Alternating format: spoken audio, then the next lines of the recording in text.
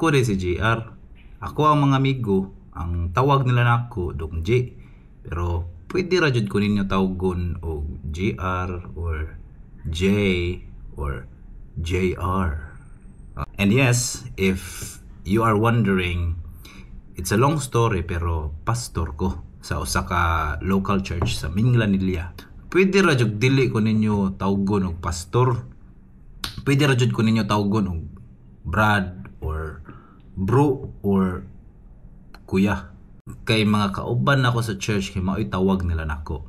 So ang main reason nga nung dili ko magpatawag ana kay ang atong Ginoo Hesukristo mismo nag-warning ana.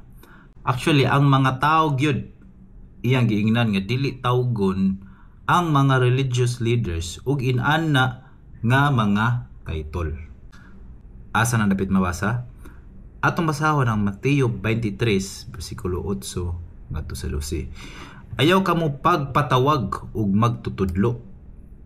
Kay kamong tanan managsuon man ug usara ang inyong magtutudlo.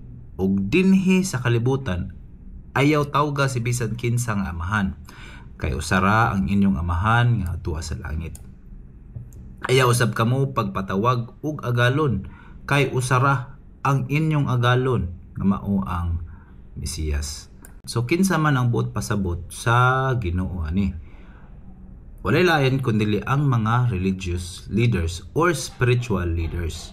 Kay mauman ang context sa mao nga passage kung imuhang basahon ang tibuok chapter. Common kaayo sa ato ang panahon karon nga naa jud tay isumpay sa pangan out of respect kay respeto nato or isip pagtahod. Like for example, Dr.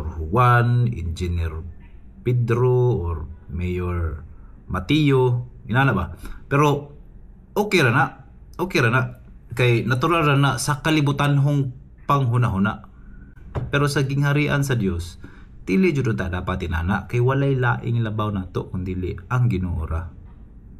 Although naatay isig kadaiya nga calling, pastor, propeta or pari baka, pero dapat dili nato isumpay sa atong pangan ato ang calling.